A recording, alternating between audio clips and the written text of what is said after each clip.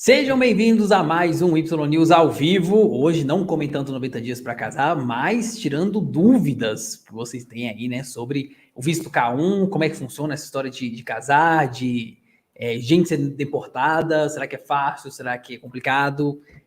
Como é que funciona todo o trâmite do visto, quanto custa esse visto? A gente trouxe a Anacélia aqui mais uma vez para ela responder isso tudo com a gente, né? Mas antes da gente chamar a Anacélia aqui, você que ainda não é inscrito, pelo amor de Deus, se inscreva. Deixe seu like também nessa live, que ajuda pra caramba. Se você estiver assistindo no gravado, vai deixando seus comentários aí, né? E se você estiver assistindo no ao vivo, deixa no chat que a gente vai responder as perguntas aí do meio pra frente, tá? Aí no começo a gente tem algumas perguntas já pra fazer, mas é isso aí, né? Segura aí. E siga a gente lá no Instagram também, @YNewsOficial, né? É isso, né? Acho que era tudo que eu tinha pra falar. Muito que bem. Bom, a gente chamou então, trouxe de novo a Anacélia. Tudo bom, Anacélia? Tudo bem, gente? Boa noite. É um prazer estar aqui de volta. Hoje a Anacélia com um banquinho mais seguro. Não vai acontecer isso de novo. Deu o que falar, hein? Quem não viu, vamos viu, viralizar no TikTok. Mais, não vai acontecer isso. Dessa vez não vai pro TikTok. Aí a gente vai começar fazendo... Hã? Não vai acontecer de novo. Não. A Anacélia, para quem ainda não acompanha a outra live, né? A gente fez uma live sobre o amor fora das grades. Foi bem legal essa live. E... a gente falou várias coisas, né? Sobre será que isso funcionaria aqui no Brasil? A gente respondeu várias perguntas também. E o canal da Anacélia, a gente já divulgou na outra live, né? Vou divulgar agora também. É um canal que fala sobre problemas jurídicos, digamos assim, né? Mas de uma forma não é questão jurídica, é porque é o acesso ao direito, né? Porque geralmente, como é muito difícil de entender a linguagem jurídica, eu tento colocar o direito mais acessível com as dúvidas que as pessoas mais têm. Às vezes, a questão não é nem o acesso. Eu sei que o direito civil está no Código Civil, eu sei que o direito penal está no Código Penal, mas como que eu tenho acesso? Eu não estou entendendo. Então, a minha intenção é trazer o direito, é informar o direito, e claro, eu sou um escritório de advocacia, se a pessoa tiver algum problema jurídico, pode contactar pelo Instagram, pelo e-mail, está tudo lá, disponibilizado lá para a gente. Isso, a gente botou aí o endereço do Instagram da Anacélia, e ela faz bastante perguntas e respostas lá, então vocês podem mandar uma pergunta ali, alguma dúvida que vocês tiverem, né, que ela responde lá. Então aproveitem, né, que depois que você ficar famosa, aí vai ficar mais difícil, né, de entrar. Exatamente. Aí vai ser centenas de milhares de perguntas. Eu continuo acessível. Isso aqui vai ser várias perguntas, aí como é que vai fazer? Vai virar mais difícil, né? Pois é, eu vou abrir as perguntas aqui. A primeira que a gente tem para fazer é como é que fica a situação de um imigrante, né, no caso um brasileiro, por exemplo, que se separa antes de obter a cidadania definitiva, né? Porque para quem não acompanha o programa, 90 dias para casar, a gente sabe que tem todo um trâmite, né? Que você dá a entrada no visto, que é um visto de noiva aqui do Brasil, aí você vai, tem uns 90 dias para você dar entrada no seu casamento lá nos Estados Unidos, aí depois você muda de status, fica um tempo lá meio que sem status, né? Depois você vai para um visto de residente, aí depois do visto de residente vem o green card, depois do green card, aí sim, né, que aí é onde rola a treta lá, que o povo acaba se separando, porque depois do green card você já tem a permanência, né? Pois é. Aí depois do green card vem a cidadania, né, na verdade. Então, como é que fica a situação do imigrante se no meio disso tudo ele, de repente, abandonou tudo? Não quer mais ficar casado e pronto, é isso. Então, é muito interessante entender, antes de responder essa pergunta, qual é o tipo de cônjuge que a pessoa é. Então, ela é um cônjuge que se separou, é uma pessoa que está casada e se separou durante o pedido de mudança de status, que é exatamente como você colocou. A pessoa tem o prazo para poder entrar, que depois tem uma pergunta mais na frente que a gente vai especificar isso melhor. Ela tem um prazo, ela entra como noiva, ela tem um prazo para entrar nos Estados Unidos, ela tem o prazo para casar, que é o que dá o nome ao programa, né? 90 dias para casar. E aí, depois que ela cumpriu esse prazo, ela casou. Ok. E depois? Para atingir o direito à cidadania, ela passa por alguns passos. Então, quando ela casa, ela tem que mudar a situação de noivo para casado. E aí, quando ela passa de noiva para casada, ela fica por uma análise, começa uma análise ali, começa o calvário, né? Porque as pessoas, elas têm muito medo dessa análise. Acredito que o medo que essas pessoas tenham, pelo que eu vi, tem muito site na internet que as pessoas colocam a própria experiência que tiveram, né? O medo que as pessoas têm é da entrevista. E, gente, a entrevista, ela é extremamente subjetiva. Quem entrou nos Estados Unidos sabe disso, né? você pode entrar junto comigo, igual aconteceu de eu ir entrar nos Estados Unidos com alguns amigos, sempre para turismo, nunca fui para lá para casar com ninguém. E aí, quando eu entrei nos Estados Unidos, eu passei, e olha, eu não sabia falar uma palavra em inglês. Eu passei pela entrevista, e a pessoa, você vai fazer o quê? Eu só mostrei o documento e entrei. As pessoas que estavam comigo ficaram mais tempo com mais perguntas, então é extremamente subjetivo. Então, funciona mais ou menos assim. Quando a pessoa casou e ela está ainda no status, está no pedido de mudança de status, vai ser feita uma análise ali. E essa mudança, essa análise é feita no Centro de Serviço de Cidadania e Imigração dos Estados Unidos.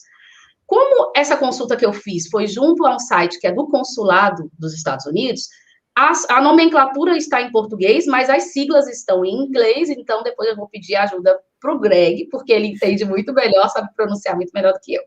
Então, a sigla, ela é USCIS, que é esse esse Serviço de Cidadania e Imigração dos Estados Unidos. É esse instituto que vai fazer a análise. Vamos lá. Se eu casei e ainda vai ser analisado e eu já me separei, já me divorciei, vai começar uma análise do motivo desse divórcio. Porque se o objetivo de você ganhar cidadania é ter o green card, teoricamente, se você já se divorciou durante o período da entrevista, antes da entrevista, a entrevista já vai ser cancelada. Porque você está mudando o status, aí você agenda uma entrevista, e essa entrevista, nesse serviço de cidadania e imigração, ele vai ser analisado. Então, digamos que tem lá uma semana para a entrevista acontecer. Você já se divorciou, vai ser cancelada a entrevista, beijo, tchau, cada um volta para o seu país, ou, se você tiver algum outro argumento para se manter nos Estados Unidos, você vai entrar com seu pedido independente.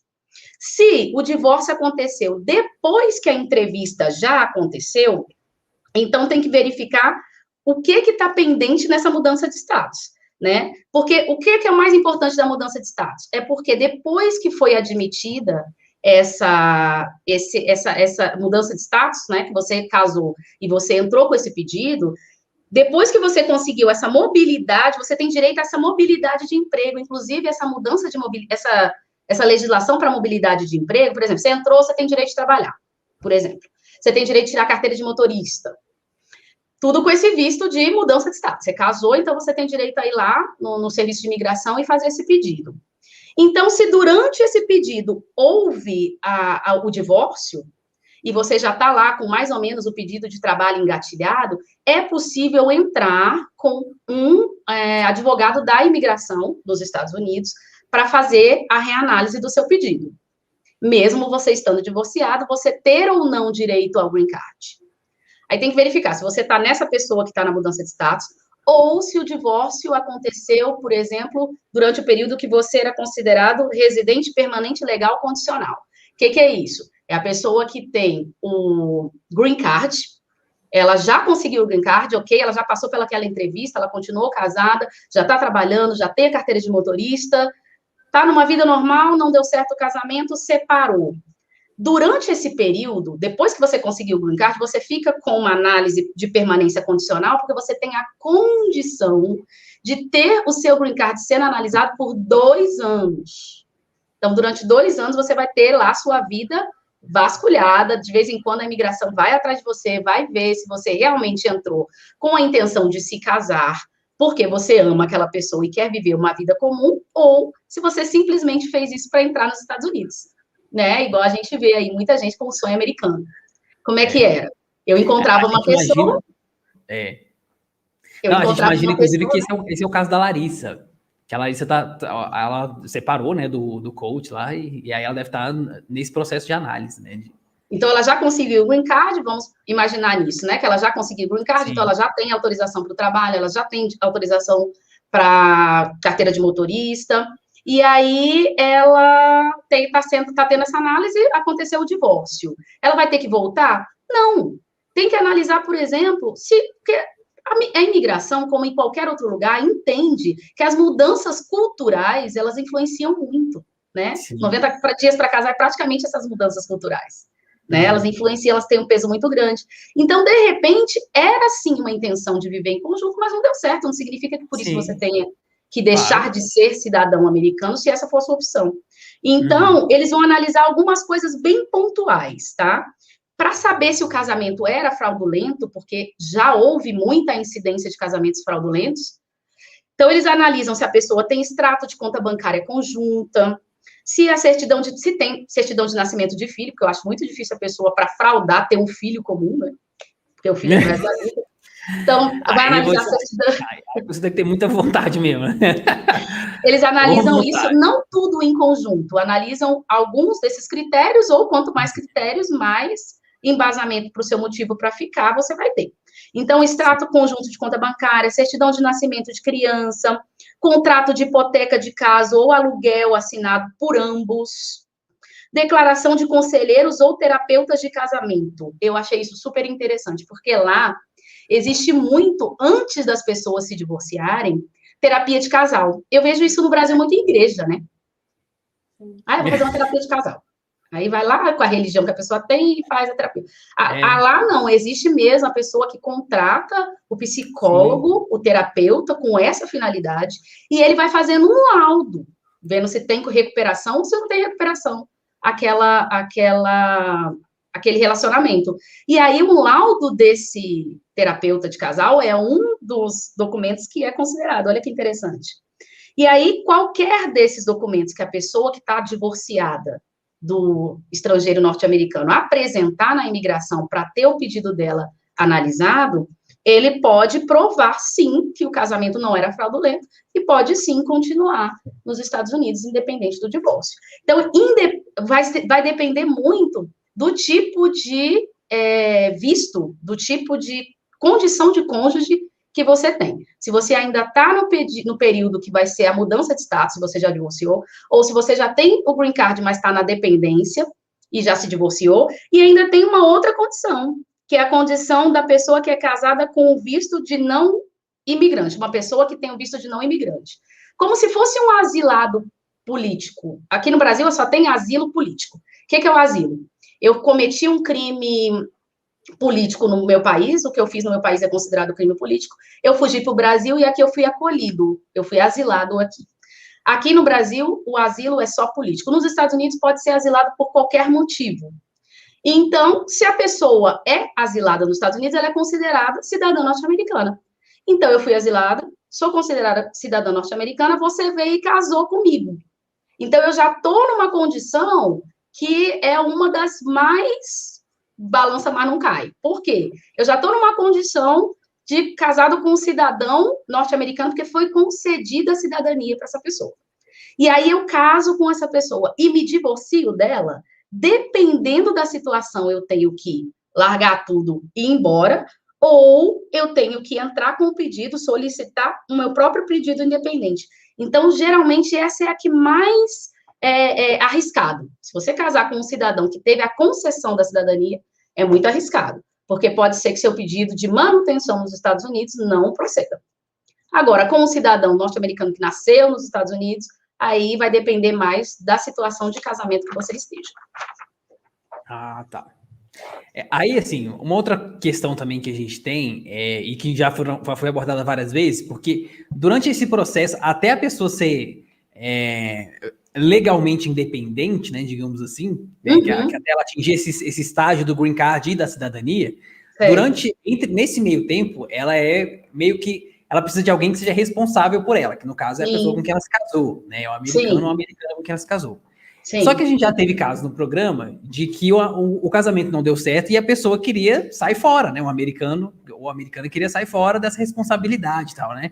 Aí, como é que ele faria para mandar aquela pessoa, ou mandar ela de volta, ou então simplesmente sair desse patrocínio, que é meio que um patrocínio, né? Porque assim, a gente já explicou algumas vezes também que é óbvio que o governo de qualquer país, ele não quer que um estrangeiro chegue no país, vamos supor, no Brasil, não quer que chegue aqui no Brasil e vire um mendigo aqui. Então, você tem a pessoa que vai entrar de uma forma, isso a gente falando de formas legais, tá, gente? Exato. Formas ilegais de entrar também, mas de formas legais. O serviço da imigração é não deixar que as pessoas venham e morem no país, sendo que elas não têm capacidade financeira de se manterem nada. Né? Às vezes acontece da pessoa conseguir, mas assim, a ideia inicial é que não consiga. Certo. E aí, então, como é que ela faria isso daí? Como é que ela mandaria de volta o imigrante que o casamento não deu certo e ela quer se livrar dessa responsabilidade? Tá, então você está falando do cidadão norte-americano que quer se livrar da responsabilidade. Ou até o próprio brasileiro que não quer mais ficar na dependência do cidadão americano. Pode ser, sim. E quer acabar com o processo ali, né? E acabar com o vínculo. Eu vou voltar para o meu país, porque é melhor que eu faça. Tá, o que acontece? Quando a pessoa tem esse visto, né, que a gente falou aí no início, que é o tal do visto K1, é o visto para você entrar, tem 180 dias para você entrar no país. Tem direito a uma entrada. Entrou, 180 dias, tem 90 dias para casar. Casou, aí ela vai entrar com os pedidos, junto a fazer a tal da mudança de status, né? E durante esse período de mudança de status, o que acontece? Ela tem direito a fazer a mudança de status, é para mostrar que ela é casada. Geralmente, com base aqui, analisando o procedimento geral para concessão do green card, eu imagino que a mudança de status, até a pessoa conseguir o green card, leva mais ou menos 90 dias. Então, dentro desse período de 90 dias, ele tem que ter uma pessoa responsável por ele, igual você acabou de falar. Ele só vai ter como trabalhar ou tirar carteira de motorista depois desses 90 dias. Então, isso é muito importante. Por quê? Se eu estou dentro do período de entrevista, ainda vai ser analisada a minha mudança de status, e essa mudança de status levar mais ou menos 3 meses, eu vou ter que ficar 3 meses na dependência de uma pessoa, para quem está assistindo entender a contextualização, eu vou ficar 3 meses, mais ou menos, na dependência de uma pessoa para poder arrumar um emprego, ela vai ter que assinar que está responsável por mim para eu conseguir me manter, até mesmo dirigir. Então, se não houver, a pessoa não quer mais esse vínculo, e está ok para os dois, é possível simplesmente ele ir no Instituto de Cidadania Americana, que é responsável por esse cadastro, e fazer a informação de que, olha, o vínculo acabou, a gente não tem mais casamento, e eu estou deixando de ser responsável por essa pessoa. E aí a pessoa simplesmente volta para o país dela de origem, pega a passagem e vai embora. Se o interesse da pessoa for ficar, ela vai no Escritório de Serviço de Cidadania e Imigração, que é aquela sigla norte-americana USCIS, e aí ela vai fazer o pedido independente, mas aí as provas não vão ser mais com base nesse visto. Não vai ter mais ninguém dependendo, ela não vai estar dependendo de ninguém e não vai ter ninguém responsável por ela. Mas ela vai ter que ter os embasamentos necessários para mostrar, olha, eu tenho condições de ficar nos Estados Unidos, eu quero ficar nos Estados Unidos. E o que os advogados que tratam dessa questão da imigração aconselham? Que sempre diga a verdade. O que as pessoas mais têm medo é de falar a verdade no momento em que acontece uma situação como essa. Aí começa a mentira. As entrevistas norte-americanas nesses setores são muito, prestam muita atenção na linguagem corporal, né? Isso eu fui ver quando eu fui tirar o visto e eu fui ver na entrada também nos Estados Unidos. Então, eles ligam muito para essa linguagem corporal, parece que quanto mais tranquilo você está, mais fácil, né, é a situação toda. Então, a pessoa começa com mentira, não, é porque eu já consegui um emprego, e aí eles começam a pedir documentação, começam a pedir coisa, vê que é mentira, eles te deportam. E eu acho que essa é a pior situação. Então, está numa situação que a pessoa terminou o vínculo, foi lá, fez o cadastro no Escritório de Serviço e Cidadania de Imigração, informou, acabou o vínculo, e eu quero permanecer nos Estados Unidos por esse motivo, vai depender da situação particular de cada um, mas é claro, igual o exemplo que você deu, não vai ser um mendigo lá, então ele tem que ter uma casa para ele ficar, ele tem que ter como se manter, ele tem que ter uma pretensão de um emprego, até isso vai ser analisado. Ué, mas se eu ainda estou na dependência de uma pessoa para conseguir um emprego lá, vai ser analisado pelo mesmo Instituto de Imigração. E se for aceito, e existem muitos casos que as pessoas são aceitas, ele continua lá com o mesmo procedimento para analisar a permanência nos Estados Unidos, o green card e etc. Sempre se aconselha um advogado na área de imigração, lá nos Estados Unidos, tá? Que é uma legislação muito específica e a pessoa tem que ser conhecedora da legislação, que é bem curta, é um ato muito mais discricionário. O que é esse ato discricionário? Os Estados Unidos fazem com base em legislação nenhuma. Eles simplesmente olham e falam, olha, não foi aceito. E eles dão um embasamento, mas não é com base no artigo tal, da lei tal, igual a gente faz aqui no Brasil. Não, mas foi aceito, tá, carimbo, vai embora. Ou então, foi aceito sim, pode permanecer. Então, como são atos muito discricionários, a gente aconselha que procure um advogado da imigração nos Estados Unidos. Sim. Um dos casos do programa foi o Mohamed, né, que hoje trabalha como caminhoneiro, mas ele conseguiu lá ter tirar o green card dele, conseguiu ser independente. Mas isso porque a Daniela, ela não chegou a interromper o processo, né? Ela deixou e continuando assim, porque ela poderia ter interrompido e tal, mas ela não interrompeu para não tirar o cara dos Estados Unidos nem nada, né? Enfim, esse foi um exemplo. E quais que são, assim, os grandes... Uma outra explicação também, para quem está pegando o bonde andando, né? Quando você vai dar entrada nesse processo, você tem que mostrar todo um dossiê, assim, que mostra toda a sua história com a pessoa lá, né, com quem você está se envolvendo. Aí você vai mostrar mensagens de se conhecerem aplicativos, você tem que botar a cópia das mensagens, fotos, se vocês já se conheceram alguma vez, foram para algum determinado país, se ele já veio no seu país, né, você vai tirando fotos, provas, você tem que provar que esse relacionamento ele realmente existe, né, e existe no tempo lá que você está dizendo para o governo que existe, né. E é assim, mas quais são as causas, as principais causas, as mais comuns, né, de ter o visto negado? Essa é a pergunta de $1 milhão. O visto para entrar nos Estados Unidos. Gente, qual é o motivo do visto ser negado? Eu já ouvi várias teorias, eu vou dar o meu exemplo, por exemplo. Quando eu entrei nos Estados Unidos, quando eu fui, eu não tinha vínculo nenhum com o Brasil. Então, a primeira coisa que a gente escuta, você tem que ter um vínculo com o Brasil, você tem que ser concursado, ter alguma coisa que te prenda aqui. Eu não tinha nada. Queria ir porque eu queria ir para Disney, ponto. Fui lá atrás do meu visto. Levei meu imposto de renda. Na época, eu não tinha meu escritório de advocacia, eu era advogado associado, né? Porque o advogado, ele trabalha associado com outros escritórios, então eu não tinha nem carteira de trabalho para comprovar esse vínculo, nada. Eu ouvi uma dica de uma amiga que tinha ido antes, e ela tinha falado o seguinte: compra passagem de ida e de volta. Olha, tem gente que fala, não, fulano já não conseguiu dessa forma, eu comprei a passagem de ida e de volta, fui lá com o negocinho lá do passaporte, penduradinha aqui no peito, praticamente uma oração. Entrei na salinha, conversei, que eles falam em português, né? Quando a gente vai pedir, e falei a verdade. Falei, olha, você mora com quem aqui? Eu falei com quem eu morava, né? Porque eu morava com a minha mãe, moro com a minha mãe. E na época eu não tinha filho. E aí eu falei o que estava acontecendo mesmo, com o que eu trabalhava. Eles fizeram perguntas muito pontuais. Você trabalha? Sim. Mora com quem? Tem muito tempo que mora aqui? Só. O que você está indo fazer nos Estados Unidos? Aí eu falei, estou indo conhecer a Disney. Outros amigos já conseguiram visto e eu estou na dependência de conseguir para ir com eles. Na época nem perguntaram onde eu ia ficar. E aí o visto saiu. Outras pessoas que estavam no mesmo momento, cheio de documento, comprovando que tinha vínculo, que era concursado, com uma renda 10 vezes maior que a minha, com motivo para voltar, não conseguiram o visto. Então, gente, não existe um critério. Eu acho que eles fazem até de propósito por amostragem, para que a pessoa não siga os passos certinho para poder ter o visto aprovado. Então, assim, eu vou seguir o meu exemplo, né?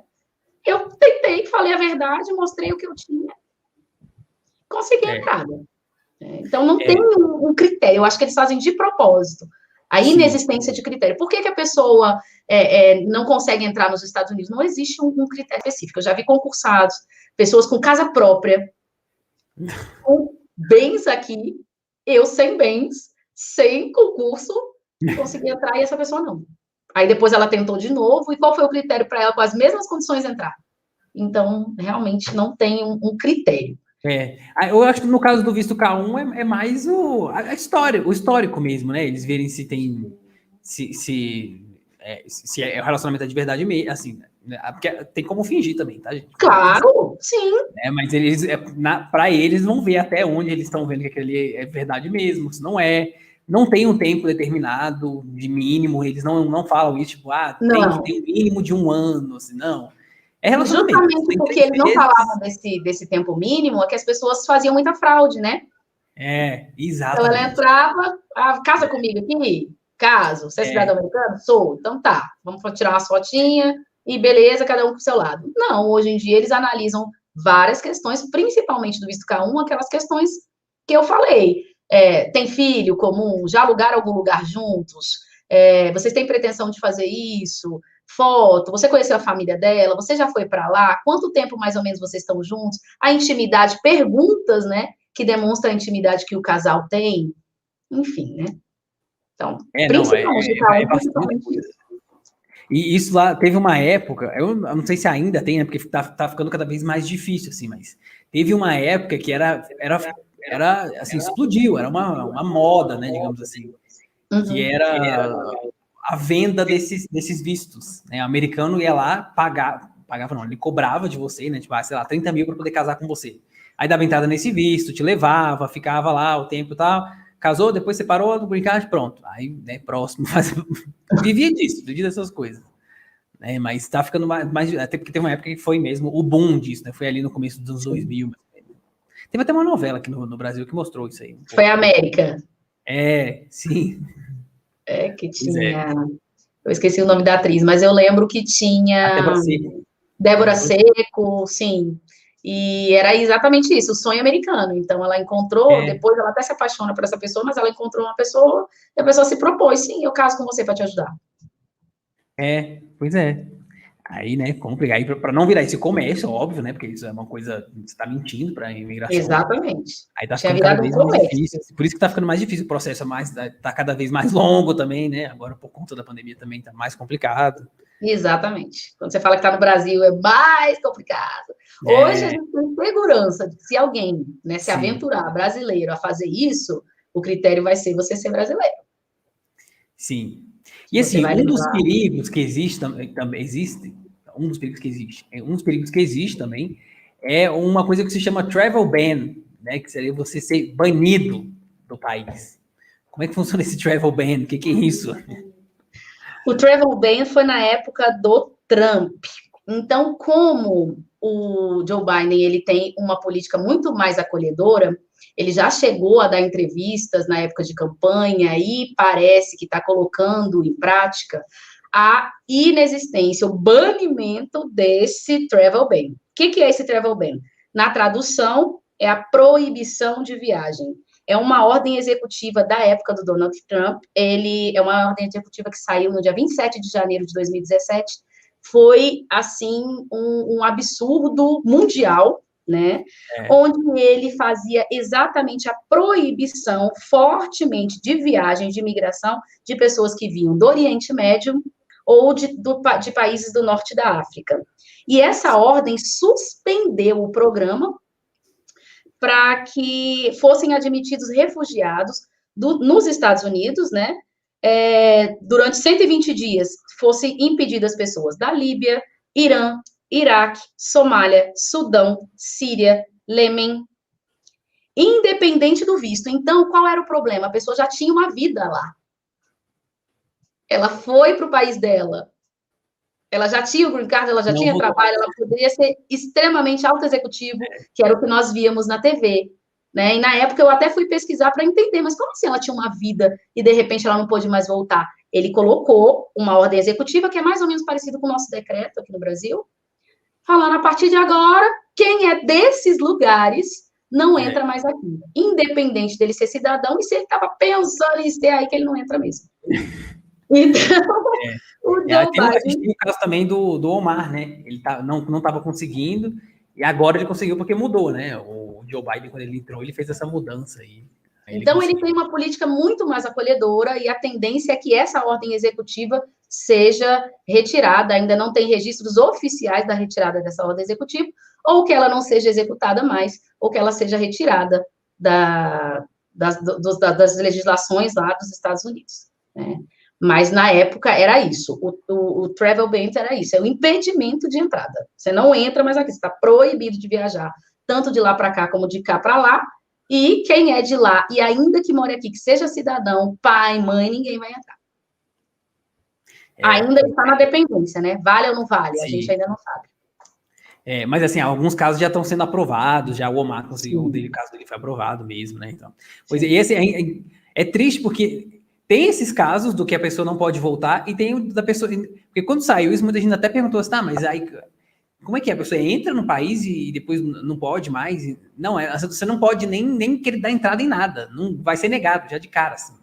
Começou o processo, não, já está negado. Porque você já está nessa lista aí de países negados e você já não vai entrar lá. Exatamente. Por exemplo, você casou com uma pessoa e estava nessa condição de mudança de status. Entrou com o pedido de mudança de status? Não vai ter mudança de status nenhum, você vai embora. Já foi mais ou menos isso. As pessoas iam tirar férias e não voltavam mais, acabou. Exatamente. As pessoas tudo lá nos Estados Unidos. Não volta mais. Exatamente. Então, alguns entraram com o pedido, conseguiram entrar com a alegação de que iam pegar suas coisas ou que tinham um tempo de permanência até que o judiciário pudesse analisar os pedidos. Como os Estados Unidos têm federações e as federações elas são autônomas, ou seja, no Brasil, o Código de Processo Civil vale para o Brasil todo, lá não. Um código, uma legislação que vale para uma federação, não vale para outra.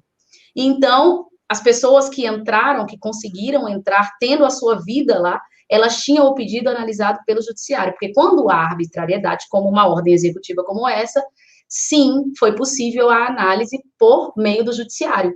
E com o judiciário eles colocaram como se fosse uma liminar, um pedido urgente, a gente vai analisar o seu pedido, mas por enquanto você consegue ficar aqui sim.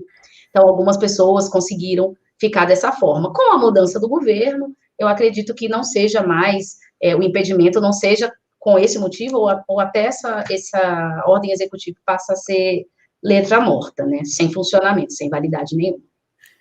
Não, a gente tem que lembrar também que os Estados Unidos é um país é um país feito por imigrantes. É absurdo essas coisas. É muito absurdo. Mas aí a gente passa também, outra pergunta também que muita gente faz, é quanto tempo, depois de casado, que a pessoa pode trabalhar lá nos Estados Unidos, né? Porque a gente já explicou aqui que você casou lá, né? Teve essa mudança aí de status. Durante essa mudança de status, você não pode trabalhar porque você não tem um status, né? Você não é um turista, mas você também não é uma pessoa que tem um visto de residente. Né? Então, quanto tempo, mais ou menos, demora isso? Então, é o que eu falei mais ou menos aí numa respostinha, porque como é tudo muito interligado, vai estar uma respostinha de um vai acabar caindo no outro.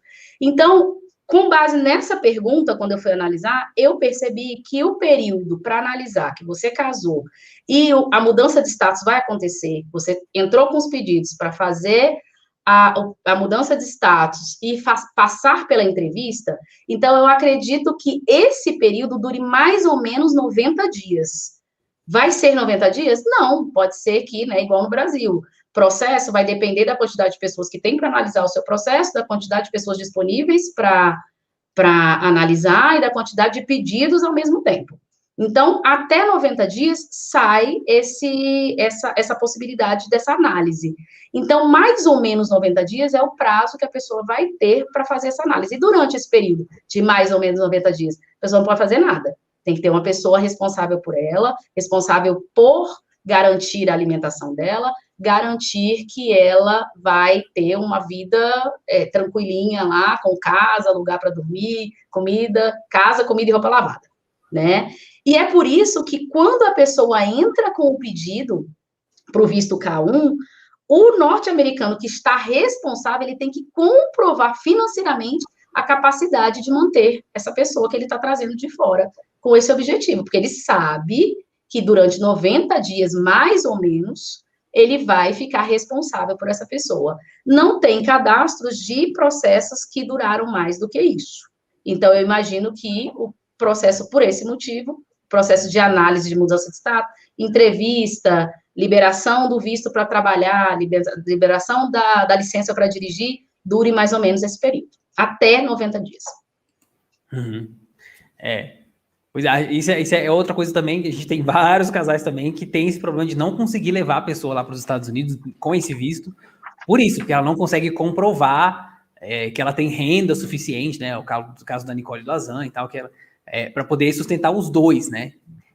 De sustentar é sustentar mesmo, é pagar sustentar aluguel. Mesmo. E não é tirar a pessoa do país dela para poder fazer a pessoa passar necessidade. Sim, a pessoa não consegue nem se sustentar, não tem nenhuma casa direito, mora de favor na casa dos outros, e aí a gente começa a analisar, né? Por que vários pedidos são negados? Né? Se você pensar, por lógica, gente, a pessoa está tirando a pessoa de outro país. Olha, eu não quero mais olhar na tua cara, não. O que você vai fazer?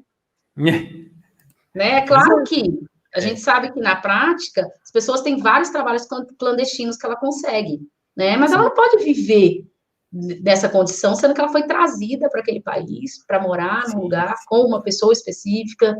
Então, sim, a gente vê que muitos vistos K1 são negados, porque a pessoa não mostra a possibilidade de se sustentar para poder sustentar o outro. Exatamente. O período que ele tem que comprovar para sustentar é 90 dias. Se o processo para liberação do visto durar menos tempo, maravilha. Mas ele tem que garantir 90 dias daquela pessoa lá. Sim. Aí o Marcelo até está comentando aqui que como será que o Paul convenceu, né, as autoridades de que ele poderia sustentar a Karine. No caso dele, ele usou uma outra pessoa, né, que ele botou a mãe dele. Que aí isso pode acontecer também. Às vezes você não tem esse dinheiro, mas você tem algum parente que consiga, né, ser o responsável financeiro por aquela outra pessoa.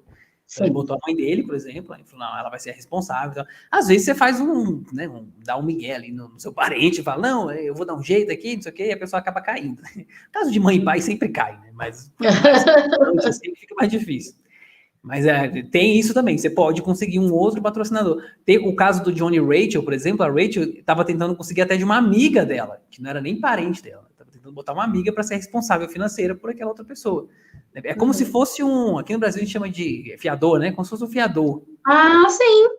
É bem comparado com fiador, né? A diferença é que fiador no Brasil, você fica igualmente responsável pelo débito. Então, a pessoa fez lá um empréstimo de 50 mil reais. Ela não conseguiu pagar, você é devedor de 50 mil reais.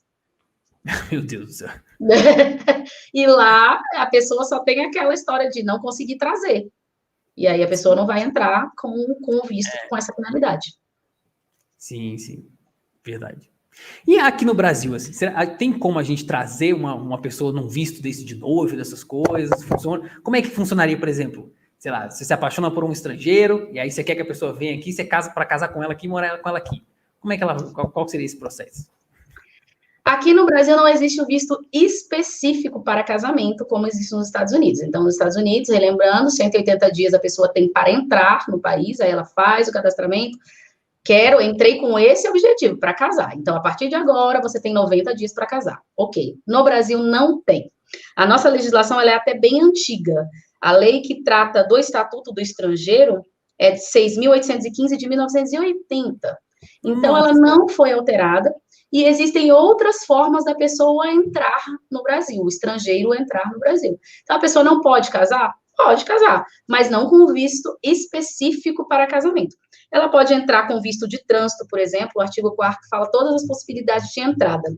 Visto de trânsito, visto de turista, visto temporário, visto permanente. O visto permanente pode ser de até 5 anos, dependendo da reciprocidade entre um país e outro. Então, geralmente, os países da América Latina, se eu tenho visto de permanência porque eu vou fazer um trabalho junto a uma universidade, por exemplo, eu posso ficar até 5 anos. E esse visto permanente, se o estrangeiro for dos Estados Unidos, ele tem 90 dias, porque ele só me dá 90 dias de permanência. Então, é de acordo com a reciprocidade. Então, sim, eu posso entrar, mas não com visto específico para casamento. Eu posso entrar com o visto oficial, visto diplomático, visto de artista, o visto temporário, por vários motivos. Eu posso entrar na condição de estudante, eu posso entrar na condição de viagem de negócios, de artista, de esportista, e aí eu posso entrar. Entrei. Estou lá para fazer meu trabalho desportivo, estou lá para fazer o meu turismo, ou estou lá para fazer minha apresentação artística, encontrei o amor da minha vida, casei. No Brasil é mais fácil. Ele casou, ele tem 30 dias para mudar o status do visto dele. Então, se era o artista, se era o desportista, ele tem que mudar. Olha, a partir de agora, eu não sou mais o desportista que vou e volto, eu vim com a intenção de ficar e constituir família com essa pessoa. Então, ele tem 30 dias para ir fazer o cadastro junto à Polícia Federal e aguardar os trâmites para ser considerado o estrangeiro que mora no Brasil por ter constituído o casamento. O visto de turista, ele entra aí também ou não? Na verdade, a entrada ela pode ser por qualquer dos motivos. Ah, tá. Pode ser turista. Pode ser turista. Acho que até acontece bastante. O turista vem, imagino que seja a maioria. Carnaval do Rio de Janeiro, pronto, quero casar. Ok, casa. E aí ele tem 30 dias para fazer essa alteração lá, na Polícia Federal. Olha, eu não sou mais turista.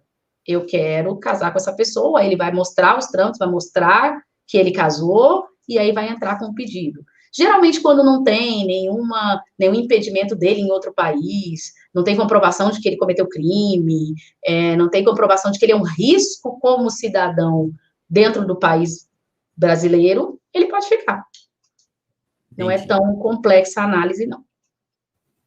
Então, esse caso do turista, gente, lá nos Estados Unidos também é possível, tá? É porque não é a forma correta, mas acontece. A gente teve o exemplo da Yasmin, né, que a gente já trouxe aqui para falar com a gente, e foi assim também. Ela estava lá como turista e, de repente, o namorado falou, não vai embora não, fica aqui, vamos casar, vamos ficar aqui e pronto. Então, acabou se casando, só que aí você tem que provar também que tudo aconteceu de uma forma natural e tal, né? Uhum. E é isso, sim, mas dá também. Não é a forma correta, mas dá também. Uhum. Sim, né? Porque pode acontecer, né? Da pessoa se apaixonar durante o período que foi fazer o turismo, né? Eu tenho uma colega que aconteceu isso. Ela viajou, mas ela conheceu o norte-americano na Europa, por exemplo. Então, ela conheceu ele lá, e aí eles continuaram se comunicando, aí ela foi para os Estados Unidos, ele veio para o Brasil e acabou que casou aqui e casou lá. E agora ela é cidadã norte-americana. Que aí, nesse caso, existe até um outro visto, que eu não lembro agora qual que é, K2, eu acho, não sei, que é o visto o K1 é o de noivo e tem um que é de esposa, né, que você comprova, que acho que é o K3, né, que você comprova que você é casado no país e aí você dá entrada, porque o seu, ou sei lá, né, a parte americana quer ir de volta para o país, e aí você vai acompanhar e tal, né, e aí você vai provar que você já é casado com essa pessoa. É exatamente o K2. É mais simples, né? É o visto K2. Ele é mais simples, né? Até exatamente. Caro também, também assim.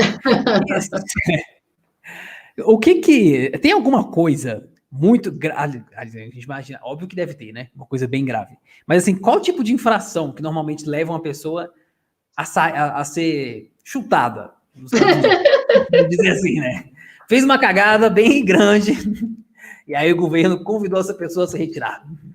Olha, eu não sei quem está assistindo que já fez pedido de visto para os Estados Unidos, estando no Brasil mesmo. E, gente, as perguntas, elas são quase brincadeira. Você olha assim, você fala, você pretende soltar uma bomba nos Estados Unidos? Você pretende fazer um ato terrorista nos Estados Unidos? E assim, num primeiro momento você olha aquilo, você acha que é brincadeira, mas a pessoa que pretende brincar e colocar um sim, nunca mais pisa lá. Então, esse é um motivo seríssimo para a pessoa ser chutada. E principalmente brasileiro, que é engraçadinho, né? Gosta de fazer a brincadeirinha do tipo, não sei, chutado, não entra de forma nenhuma, tá? Então, quem pega essa análise para pegar o visto no Brasil é um exemplo, ali praticamente é a mesma quantidade de infrações que tem ali, são as infrações que são copiadas para que a pessoa não entre de forma nenhuma nos Estados Unidos, né?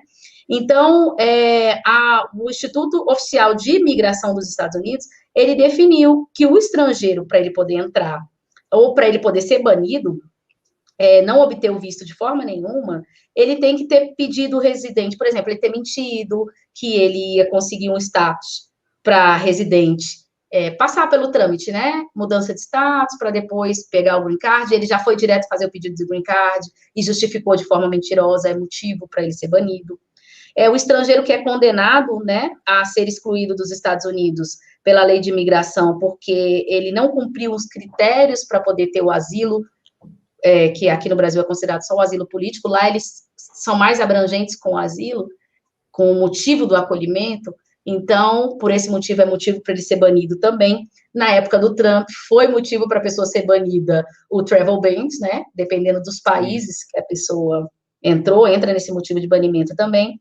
O estrangeiro é notificado de acordo com uns atos que são específicos do consulado norte-americano, e aí tem umas numerações.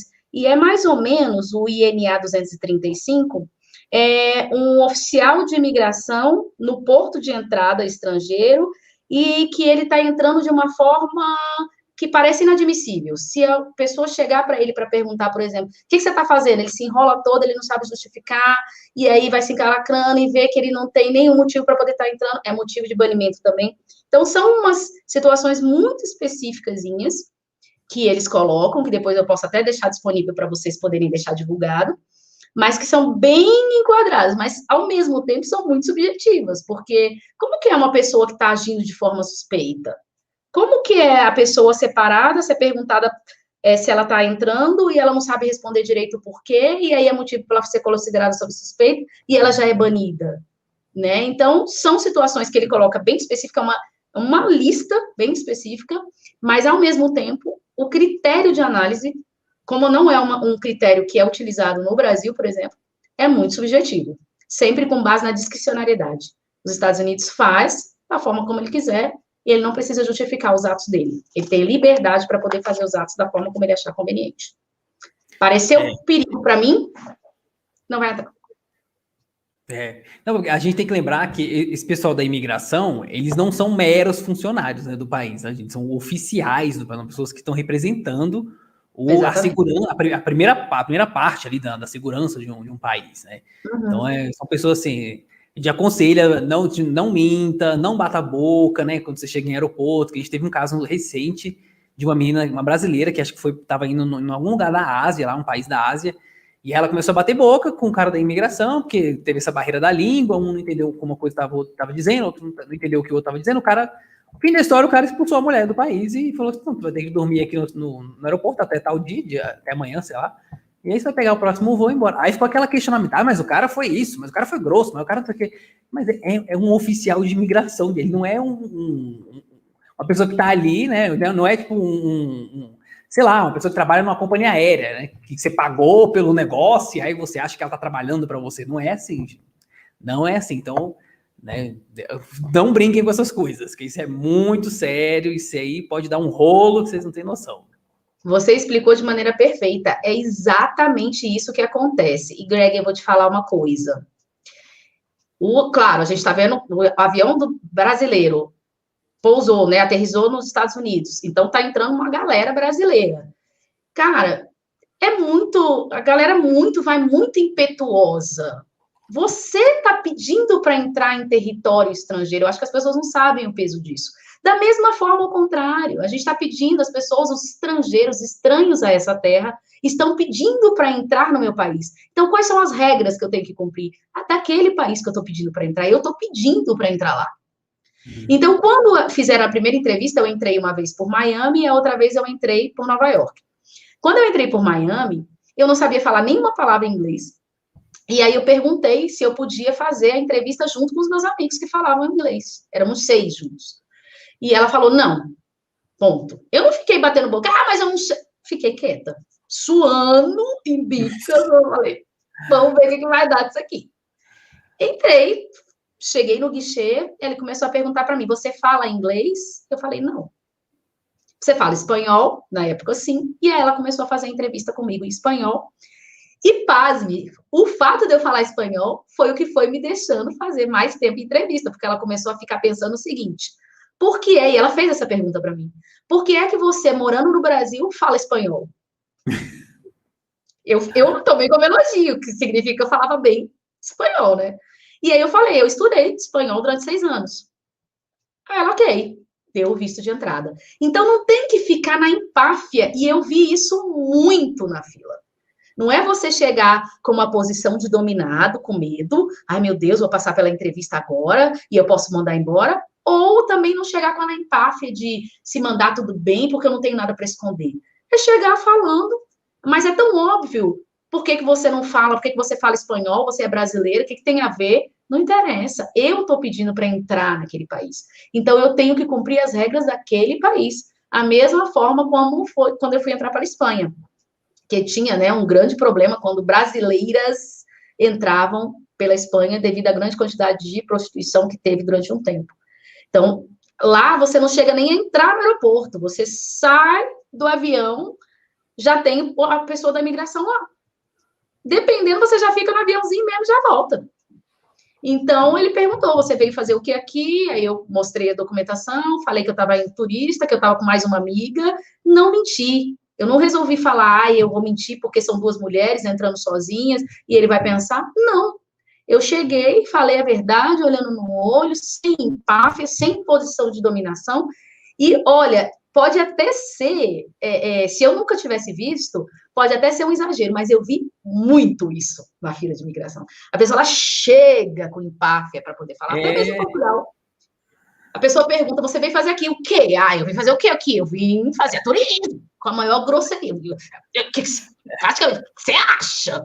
Não é assim, né? Então, isso faz com que as pessoas É igual aconteceu. Você explicou de uma forma perfeita, é exatamente isso que acontece.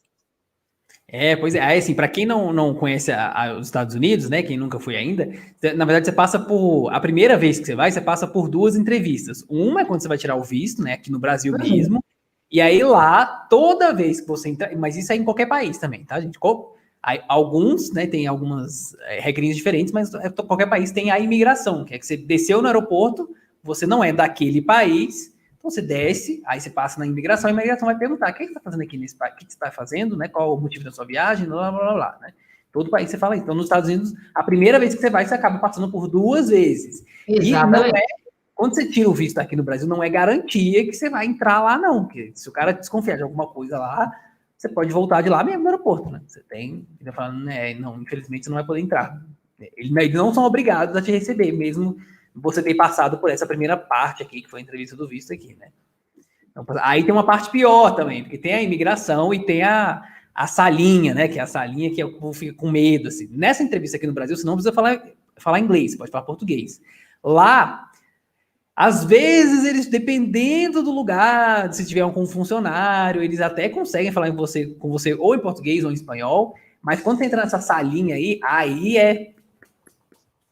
meu filho, a salinha essa linha, eles vão perguntar a sua vida inteira, vão abrir mala, vão fazer, e você tem que simplesmente deixar, porque é um oficial. Então, deixa abrir mala, deixa revirar tudo, deixa fazer o que quiser.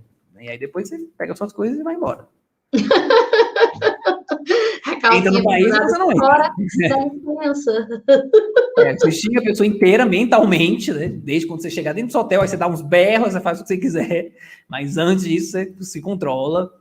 É um critério, é outro território, é outra soberania, é outra legislação. Não adianta, porque eu me senti humilhado. Não tem o que fazer. O advogado que virar para você no Brasil e falar tem como entrar com pedido de indenização, não tem. É outra legislação. Você está entrando em outro território e as regras são daquele território. Então, eu, graças a Deus, nunca passei por essa salinha em nenhum outro lugar que eu tenha tentado entrar. Mas as pessoas que passam por essa salinha, elas já ficam nervosas, então elas já começam a alterar a voz, e às vezes a pessoa teve alguma coisa por amostragem ali que deixou suspeito, ela entra, começa a falar em inglês, se tiver uma pessoa para poder traduzir ali, ok, se não, ele vai tentar ali ver o que você tem. Tem uma amiga que ela entrou por Londres, passou pela tal salinha, porque em Londres também tem, e ela ia para Portugal, e ela ia de vez, ia morar.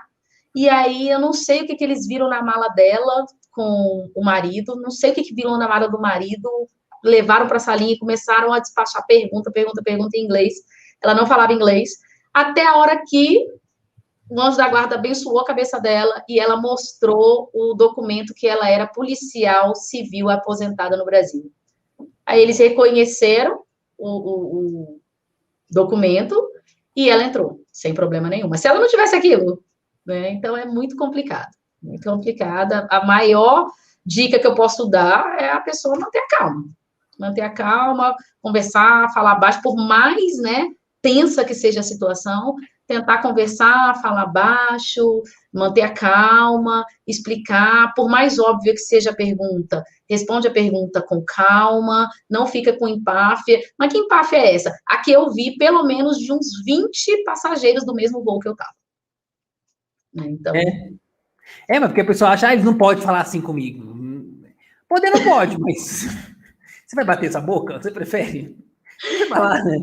O bater boca pode custar você voltar. Exato, né? Deixa pra lá, engole esse sapo, né? E bola pra frente. Exatamente.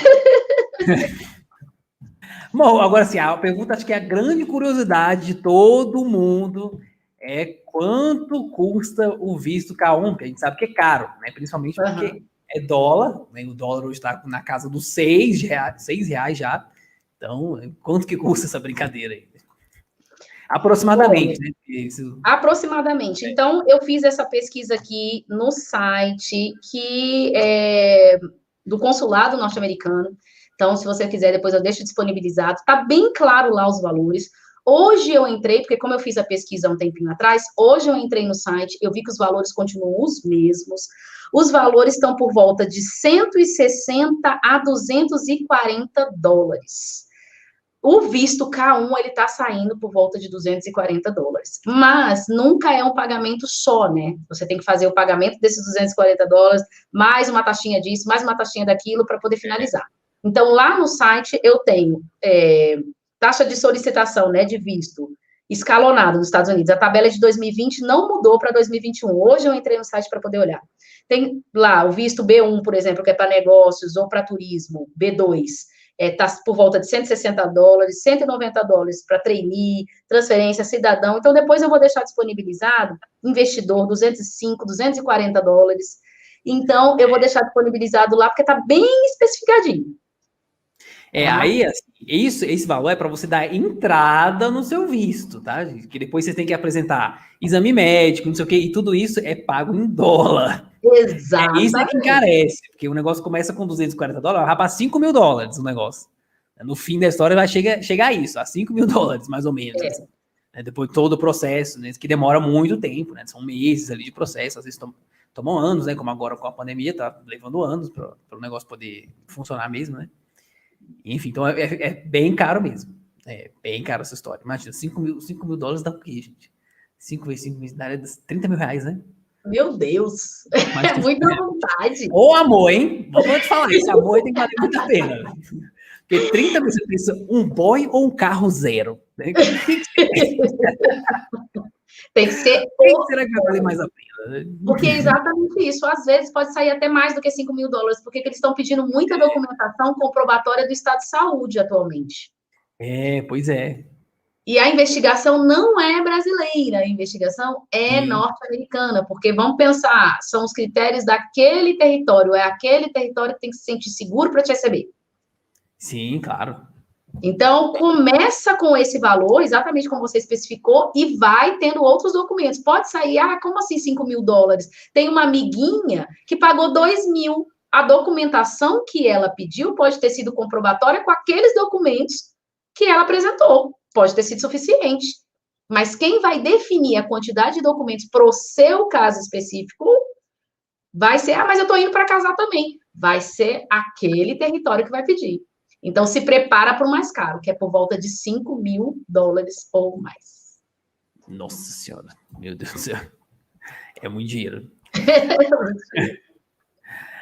Bom, a gente vai abrir algumas... A gente anotou algumas perguntas aqui que vocês fizeram, e aí a gente vai ver se a Anacélia consegue responder, né? Porque tem coisa também que...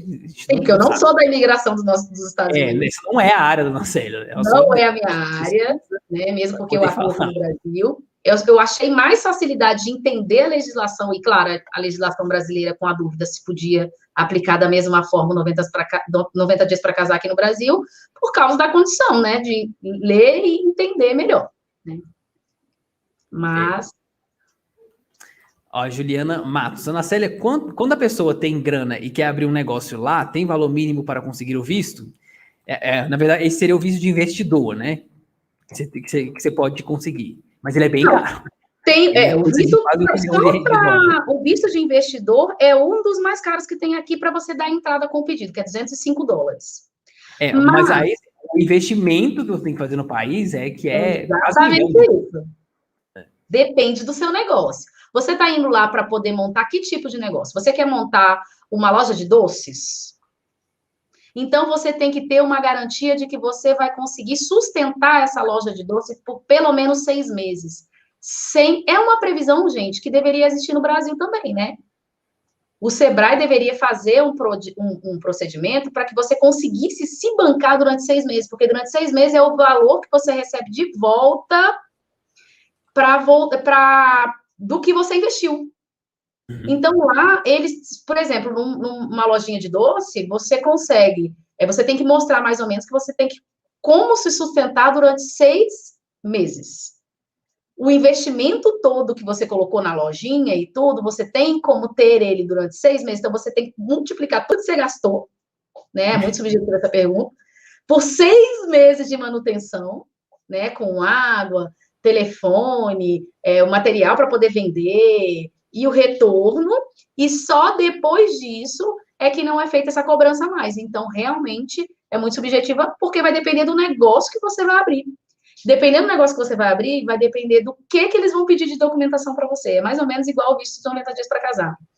Qual é o objetivo? Você vai casar? Ok, mas você vai ficar onde? De onde você está vindo? Você tem comprovação de que sua saúde está legal? De que você vai ficar numa casa? De que a pessoa vai te sustentar assim, assim, assado? A mesma coisa para negócios, tá?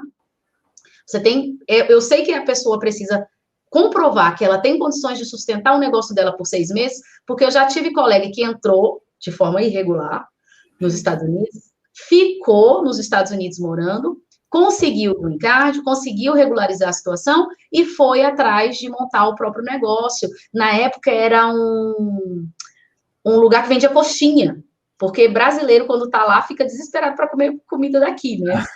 E aí vender salgadinho, e lá tinha uma saída muito grande, até mesmo para os norte-americanos. Então começou fazendo em casa e estava querendo montar uma lojinha regularizada, tudo bonitinho. Essa pessoa, ela tinha que ter 6 meses de comprovação de que ela conseguiria sustentar, caso ela não vendesse nada, o negócio dela. Senão ela não conseguiria nem abrir. Nossa. Nem o alvará para abertura ela não ia conseguir. Aí tem uma aqui que esse eu já ouvi. Deixa eu só fazer essa aqui primeiro, da Ana Borges, que é para quem compra imóvel, né? A Ana Borges. Eu já vi o Ricardo Molina, que é um brasileiro que mora na Flórida, acho que em Orlando, e ele tem uma imobiliária, ele explicou que imóvel não dá visto, viu, gente? Se vocês querem comprar coisa lá, não dá visto imóvel. O que você pode fazer é comprar uma imobiliária. Aí tudo bem. Mas o imóvel em cima, casa, não. Porque casa não gera emprego, não gera nada, né? Então não é considerado um negócio. Né? Então, eles são muito criteriosos. Se você pensar que a criança nasceu lá, o pai é norte-americano, por exemplo, e a mãe é brasileira, e nem assim a mãe consegue o visto, a mãe não consegue o visto porque o filho nasceu lá, não, né? Tem muita gente, vou nascer com meu filhinho lá para o menino ser norte-americano. Por isso vai ser, mas a mãe não. Quando ele tiver com 21 anos, ele vai poder fazer a extensão da cidadania que ele tem para os irmãos e para a mãe. Então, se você pensar que um cidadão só pode pedir a partir dos 21 anos, que dirá comprar imóvel. Eu posso ter dinheiro e investir lá. Comprar imóvel em Miami, teve uma época que o pessoal estava comprando muito lá, né? Sim. Tinha muita vantagem por causa da recorrência de aluguel. Então, era uma renda, né, que você tinha para receber em dólar aqui no Brasil. E não dava cidadania de forma nenhuma. Aí tem uma aqui que eu acho que pelo que eu entendi, é no Brasil. Ó, se o casamento ocorreu, né, entre um brasileiro e um estrangeiro, e aí eles tiveram filhos, mas o esposo estrangeiro ainda não foi iniciado o processo do visto dele, né, e ele resolve voltar para o país dele, como é que fica a guarda da criança? Ih, gente, isso aí é complicado. Aí é mais embaixo, né? É bem mais embaixo, porque essa questão regionalista, olha, primeiro, a guarda da criança. Eu tenho a legislação brasileira e eu tenho a legislação norte-americana. Então, se ela está querendo saber como que vai ficar a guarda da criança, vai ter que ver com a legislação norte-americana. E depende de cada lugar, cada federação age de uma forma, tá? Então, pode ser que ele dê a guarda para o pai ou para o cidadão norte-americano, que a mãe tenha direito de entrar para visitar e ficar um tempo, a criança possa sair só com o pai para visitar a mãe, então é muito complicado, tá? Aqui no Brasil, se um vai embora e o outro fica, vai ficar o lar de referência o da mãe, então o pai vem para visitar. Aqui no Brasil funciona dessa forma. O lar de referência, o endereço da criança é o da mãe, o pai vem para visitar, ele pode levar para poder passar, conhecer o país dele, né? A criança ficar no país dele. Qual é o problema, gente? O problema é que o pai pode não devolver essa criança. E não adianta que não vai sair uma carta que a gente chama de carta rogatória daqui do Brasil para ser cumprida lá, não. O oficial de justiça daqui não vai mandar cumprir lá, não, por causa da soberania. Pode chegar lá nos Estados Unidos e a pessoa falar, eu reconheço esse documento, mas eu não cumpri porque eu não sou obrigado. Aí é por isso que tem aqueles tribunais de Haia, aquelas coisas, acordo de Haia, esses negócios, né, que é para evitar sequestro de criança e tal, porque essas coisas, infelizmente, acontecem mesmo, né? Mas na prática é bem complicado. Sim, isso demora muito, isso não é uma coisa que... São anos, assim. Exatamente. Não é uma coisa que em 2 meses vai bater alguém na porta da pessoa e vai pegar seu filho de volta. Então, o mais aconselhável sempre, tanto sendo estrangeiro como brasileiro, aqui ou lá, é conversa. Conversa, se não seja pelo casal, que não é mais casal, que seja pelo filho, que é quem mais sofre com a situação. Pois é, a Karina Ávila pergunta, mas a AIA não faz cumprir? Faz cumprir, mas é esse tempo, né? Tem todo esse tempo, é um processo. Por quê? Porque a gente tá igual a nossa live aqui dividida. Eu tenho a soberania, quem manda aqui no espaço que eu estou sou eu, e quem manda no espaço que você está é você. Então, eu não sou obrigada a receber, por exemplo, um documento que me faça cumprir uma legislação brasileira dentro do meu território norte-americano. Então, até que eu consiga fazer essas provas, gente, o menino já está até grande. Sim, é muito sofrimento. Na prática, as pessoas, elas fantasiam um pouco. Não, existe uma legislação, sim. Olha, uma situação muito mais simples, gente. Cobrança de alimentos. Então, digamos que casou e moram aqui no Brasil. O pai foi embora para os Estados Unidos. E tem que pagar pensão, né? Sim. Ele está lá nos Estados Unidos. A mãe vai entrar com um processo aqui e vai mandar citar, chamar para o processo, porque o processo só começa quando a parte sabe que existe um processo contra ela. Vai mandar chamar a pessoa lá nos Estados Unidos. Quem é que vai mandar chamar lá? É uma carta rogatória. Quando ela atravessa a barreira dos Estados Unidos, pode ser que seja cumprida, pode ser que não. Em respeito ao país, né? Dependendo do acordo que tenha entre os dois países, pode ser que seja cumprido muito rápido ou que nunca seja cumprido. Não tem quem garanta de quem que eu vou poder cobrar. Então, na prática, é muito complicado. Sim. Não, países, não tem como você invadir uma legislação do outro. Não tem como. Principalmente esses países árabes, assim, aí é que... Principalmente, gente, eu acho que a AIA nem funciona lá. Hã? Eu acho que esse tribunal de AIA nem funciona lá. Pois é. É letra morta. Capaz mesmo. Vai falando aí com a minha mão. É mais ou menos isso. Eles vão empurrando. Quando você vê, a menina tá lá, 1000 anos, a criança tá lá e não volta mais. Exatamente. Alguém perguntou o que acontece se o americano morre no processo do visto. Nossa, essa pergunta é meio pesada, hein? Alguém perguntou o que acontece se você casou com a pessoa, né? Um americano lá nos Estados Unidos, você tá no meio do processo e tal, e de repente a pessoa morre. O que você acha que você perde, né? Normalmente, eu acredito que você perca, né? Depende em qual tipo de cônjuge você está. Você casou e a pessoa morreu? Você ainda estava na situação de entrevista para ganhar o green card? Teoricamente, o objetivo do seu green card acabou. Então, você pode ou voltar, ou, com seu objetivo próprio, se manter no país. Já tinha feito a entrevista, já estava com o green card na mão e estava naquele espaço de 2 anos da análise, aí você vai mostrar que você tem condições de ficar no país, vai fazer as suas comprovações. Se você é viúvo naquele lugar, como que é o sistema de inventário, né? Que é deixar para ser analisado se vai ser seu, dependendo do seu regime de casamento, o que ele deixou, que vai te garantir naquele país ou não. Então, vai depender muito da legislação com relação a bens. Agora, se a pessoa não deixou nada, é só questão de você ficar no país, vai depender em qual grau de cônjuge você estava quando a pessoa faleceu.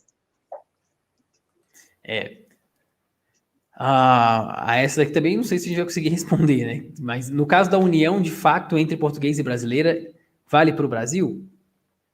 Português e brasileira? Mas vale para o Brasil no Brasil ou em Portugal? Pois é, isso que eu fiquei meio em dúvida também. Porque a união, de fato, no Brasil vale para o Brasil. Existe um português aqui e, de acordo com a nossa legislação, para a pessoa poder vir, ela veio para estudar, ou ela veio para trabalhar, ou veio como turista, casei com o português e moro com esse português, ou comecei a morar com ele, e aí aqui existe, né, a união estável. Uhum. Eu posso sim fazer um documento de união estável no Brasil e dar entrada com esse documento de união estável na Polícia Federal, informando que a partir de agora eu tenho uma união estável com essa pessoa e que eu quero permanecer no país brasileiro. Agora, em Portugal, vai depender de Portugal. Aí, essa daqui, ela perguntou, quando o pai está na legalidade, ele paga pensão até estiver na China, o pai do meu afilhado foi para lá, mas pagava a pensão por mês. Pois é, mas quando a pessoa é brasileira, aí o negócio muda, né? Aí, realmente, vai para a China, tem como puxar a pessoa pelos cabelos e trazer de volta. Vai matar, literalmente, se não pagar. Quando a pessoa é do outro país, aí o Brasil não pode ir lá e falar, fulaninho tá sem pagar pensão, bora trazer ele aqui para cá. O país vai falar, não. Não vou, não. É Quem manda exatamente é pra você. Exatamente isso. Alguém me perguntou qual era o valor mínimo para bancar o carro. Bancar o quê? O K1.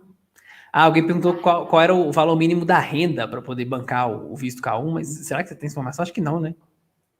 Não, não tenho. Eu posso até pesquisar, mas não vi nada parecido com a renda mínima para poder bancar o visto K1. Se a gente pensar que o visto K1 é o visto que você tem que ter uma pessoa que se responsabilize por você, então você vai estar sendo bancado, você não vai bancar, né? Sim. Então, se você vai estar sendo bancado. Assim, quanto que um americano teria que ganhar para conseguir te patrocinar essa outra pessoa, né? Mas O norte-americano. Seja, então, ele tem que bancar a pessoa por pelo menos 90 dias. Não é nem quanto que ela ganha. Ela tem que garantir que a pessoa vai ter casa. Que ela às vezes ela tem esse dinheiro guardado, né? Ela tem, eu tenho, sei lá, $100 mil guardado e posso usar esse dinheiro. Manter saúde. E lá a gente sabe que o seguro-saúde, né? Você tem que bancar, você tem que ter um seguro, até mesmo quando você viaja. Eu nunca viajei sem seguro. É aquele dinheiro assim, ai meu Deus, vou gastar, não sei, pagar. Mas é melhor ter. Né? Então, você tem que ter uma comprovação de que você vai conseguir manter a saúde dessa pessoa, a alimentação, a casa, durante pelo menos 90 dias. Aí, quanto que isso vai dar, vai depender muito. Pois é. Nossa, Maria. Então, se o embuste for estrangeiro, o livramento será duplo, né? Hoje é aniversário da Rosa Maria, mas, gente, olha só, parabéns. Rosa Maria é nossa vizinha aqui de Planaltina, né? Rosa Maria. Tá em todas aí também. Nossa Senhora. Se o embuste for estrangeiro, parabéns, viu, Rosa Maria? Quantos anos tá fazendo? Rosa Maria tem 37 anos, né? Nossa, parece que tem 27. Fico horrorizado. Mas, enfim, meus parabéns, muitos anos de vida, muito dinheiro para poder trocar esse Fusca aí, né? Por sangue. É bom. Seria bom. Né? Muita paciência para aguentar esses alunos aí também, porque vida de professor não deve ser fácil, né? Não é. Eu atendo professores, não é não? Ah, verdade. É complicado.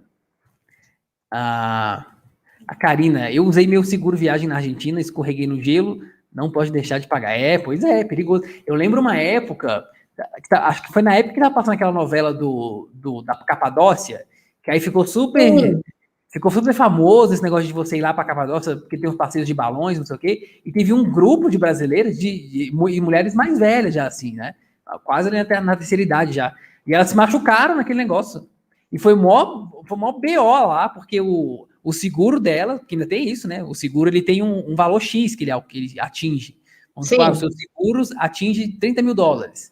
E aí elas tinham caído desse passeio, aí já tinha ultrapassado e o hospital já não queria mais ser responsável, né, por aquilo ali, por elas e tal. Então é muito complicado mesmo. Vocês paguem esse seguro aí, porque é um dinheiro que compensa. É um dinheiro que compensa. Pois é. Seguro, o ideal é você não usar, né? Mas você só vai ter segurança se você tiver. Pois é. Eu também acho que tem, viu? O Ei Carneirinho Silva. Gente, tem renda mínima para como assim? Eu imagino que você tem que comprovar, por exemplo, uma pessoa desempregada não vai conseguir, né? Não. Eu acho muito difícil, né? Então, eu imagino que tenha mesmo, assim, uma renda, porque a gente não sabe mesmo, né? Não sei qual é o valor mínimo. Mas eu imagino que tem que ser uma renda que sustente a pessoa. Às vezes isso até muda de estado para estado, né? Tem estado que é mais barato, o custo de vida é mais barato. Então, isso deve mudar bastante mesmo. José Queiroz gostaria de saber sobre a carta convite. Então, tem isso também, né? Que as empresas podem enviar uma carta convite e tal, mas o processo é o mesmo, gente. Aí, mesmo assim, a imigração ainda pode dizer não. Pode não confiar nessa carta convite e dizer não. Eu lembro que quando eu viajei para a Europa, não tinha nada a ver com os Estados Unidos, a gente foi para casa de uns amigos. Minha irmã foi num cagaço louco. Porque a gente vai entrar. Porque eles vão perguntar para onde a gente vai. E a gente não tem. Melhor mandar essa carta convite. Então, o marido dessa nossa amiga, a gente ia ficar na casa dela, mandou, porque na cabeça da minha irmã, a gente não ia ter como comprovar que a gente ia ficar num hotel. Então, a gente ia ficar numa casa de uma pessoa com a intenção de ficar e que ia dar problema. Só atraindo. E aí, ela manda a carta convite. E aí, a própria pessoa pôde mandar a carta convite. Ela escreveu a cartinha falando que estava convidando fulaninho para ir para lá. E aí, qualquer coisa, se a gente precisasse, a gente mostrava essa carta convite. Não precisou. Então, existe sim, mas a carta convite vai depender de cada lugar da federação, porque eu já vi também nos Estados Unidos, não é só de trabalho. Sim, são várias coisas que tem. Existem vários motivos para carta convite. Depende muito, por exemplo, a França, você não tem que tirar visto para entrar, né? Então, às vezes... sim, tem isso também. A gente só fala lá mesmo e pronto, acabou. Exatamente. E aí pode ser que ele pergunte, para onde você vai? Eu vou ficar na casa de um amigo. Ele te convidou? Uai, gente, tô indo de surpresinha. Aí você mostra a carta convite. Pode ser. No meu caso, não perguntou nada disso. Sim. Tem país que não pede mesmo. Aí esses da América do Sul, do Caribe, assim, quase nem olham mesmo, chega lá. Na América do Sul, você pode ir até com a sua identidade, né? Tem que ser a identidade mesmo. Não pode ser a carteira do trabalho, não pode ser o documento de identificação do órgão que você trabalha, não pode ser a OAB, no meu caso, né? Não pode ser a carteira de motorista, tem que ser a identidade. Uhum. E aí você consegue viajar sem Os países do Mercosul, da América do Sul, né? Exatamente. Você não precisa de passaporte. Tem muita gente que vai para o Uruguai, né? Aqui pertinho, que dá para ir de carro e tal. Vai tudo só com a carteira mesmo ali e entra. Exatamente. Assim. Pois depende muito, né? Bom, é isso. Esse foi... A gente espera ter tirado bastante dúvidas de vocês, né? Foi um papo bem esclarecedor. Se tiver mais, a gente tenta responder. A gente tenta ir esclarecendo a galera aí. Com certeza vai aparecer mais dúvida depois. Sim, Né? A galera vai processando, né? A galera vai processando, tipo, meu Deus, o embuste pode ser caro, não vou não. Não, e a gente, lembrando que a Anaceli, ela foi procurar, porque essa nem é a área dela, então ela foi procurar algumas informações, só mesmo para ajudar, assim, né, a sanar essa curiosidade que a gente tem, mas aí, se tiverem dúvidas mais específicas, a gente caça, dá um jeito de achar essas respostas aí também, né. É isso, a Anaceli, para quem não sabe, ela tem, né, quem chegou depois aqui na live, ela tem um canal aqui no YouTube também, e tem um perfil lá no Instagram, a gente já colocou aí, né. Isso. Pois o canal dela tá aqui na descrição, o link, vocês podem lá acessar, e tem um Instagram também, a gente já falou que ela faz umas perguntas e respostas lá no Instagram, então é o momento que vocês têm aí para tirar algumas dúvidas. Sobre o direito brasileiro, gente, por favor. Se vocês quiserem que eu grave um vídeo sobre algum assunto, tem assuntos que são muito recorrentes, então eu vou e gravo um vídeo para tentar esclarecer, falar da forma mais clara possível, e deixa o videozinho lá. Então, sobre o direito brasileiro, ok. Principalmente direito de família, mas civil abarca várias situações, né? Consumidor, contrato, enfim. E aí, família e sucessões também. Então, sobre o direito brasileiro, vocês podem pedir para eu gravar. Agora, se vocês tiverem dúvida aqui, eu tento ajudar o Greg a responder e a gente deixa aí disponibilizado para vocês. Isso. A gente gravou também uma outra live, para quem não viu, né? Falando sobre Amor Fora das Grades, ficou bem legal também. Será que seria possível a gente fazer aqui, né? Conhecer esse pessoal aí pela cadeia, né? Pela internet, que tá na cadeia e tal. Será que daria certo? Deu essas perguntas tudo maluca, tudo lá. Sim. Por incrível que pareça, a gente respondeu várias perguntas. Então, quem não assistiu... Várias. Caça aí para assistir, porque ficou bem legal. É isso, muito obrigado pela sua presença, viu, Ana? As portas estão abertas. Eu que agradeço mais uma vez. Se precisar. E muito obrigado pela presença de vocês também, né? Que vocês estão aí ajudando pra gente. Quem ainda não deixou o like, deixa o like aí para ajudar. Se inscreva também, quem não for inscrito. Siga a gente lá no Instagram. Né, e considere se tornar um membro. Temos uma surpresa aí para quem é membro. A gente finalmente está revelando quem é a produção, né? Deve até gravar um vídeo lá já, se apresentando. Né? Então, gente, até eu vou assistir. Pois a evolução, né? Você que não é membro, entra lá. A gente vai postar umas informações assim em primeira mão, aí depois a gente libera assim para todo mundo essas informações. Né? A Débora tá igual Lombardi, para. Só a voz do além, né? Aí tá, quem sabe, né? É isso aí. Daqui a pouco vai estar apresentando vídeo também, eu vou tirar férias, vai cobrir férias, e é isso. Precisa, né? É saudável isso. Precisa, isso é saudável, é necessário. Sim, a gente vai intercalando aí, vai dividindo. Exatamente. Dividindo o pão, né? Sim. Então, uma ótima noite de sono para vocês, né? Quem me dera, se toda a live terminasse 10h30, gente. Tava feliz, né? Ontem, a live do BBB de ontem acabou, que horas foi? Acho que era 1h30 da manhã. Tava só o pó da rabiola. Tava morto, acabado. Né? Mas enfim, estamos aí segurando. Um beijo, queijo para vocês e a gente se vê na próxima. Um beijo, gente.